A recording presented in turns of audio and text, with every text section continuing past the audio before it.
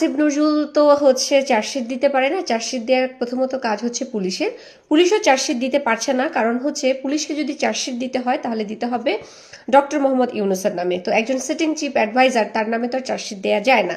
এই কারণে পুলিশ বিলম্ব করছে চার্জশিট দিতে। যবে হচ্ছে প্রধান উপদেষ্টা মানে ডক্টর মোহাম্মদ ইউনুস যখন সিট ছেড়ে নিচে নামবেন তখন তার নামে চার্জশিট দেওয়া হবে, কারণ এটার সাথে সম্পৃক্ত হচ্ছে সরাসরি জামাত ইসলাম।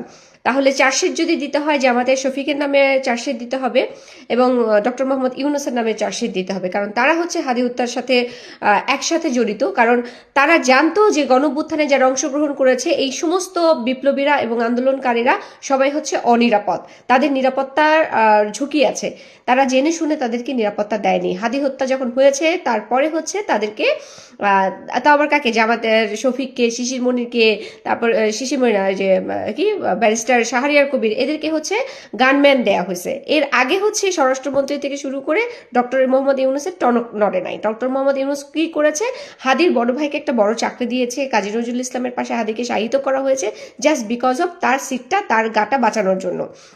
এখন যদি কেউ পুলিশ প্রশাসন যদি চার্জশিট দিতে চায় তাহলে চার্জশিটটা দিতে হবে ডক্টর মোহাম্মদ ইউনুসের নামে, জামাত ইসলামের শফিকের নামে, এবং হচ্ছে এই যে ঝুমা মেটা আছে, এই জামাত ইসলামের প্রথম সারির যে নেতাগুলো আছে তারা তো প্রি প্ল্যান করে ভারতে বসে এই মিটিংটা করেই আসছে যে হাদিকে হত্যা করে তাদেরকে হাদিকে পিতা বানানো হবে জামাত ইসলামের, এবং এটাকে ক্যাশ করে যাতে নির্বাচনটা বানচাল করা যায় সেটার জন্যই হাদিকে হত্যা করা হয়েছে। সুতরাং এই যে যারা হচ্ছে বড় বড় মাথাগুলোর নাম বললাম, এই বড় বড় মাথাগুলো তো সিটিং অ্যাডভাইজার, একটা পাওয়ারে আছে, এই পাওয়ারে থাকাকালীন তো চার্জশিট দিতে পারে না, এটা তো আপনাদের বুঝতে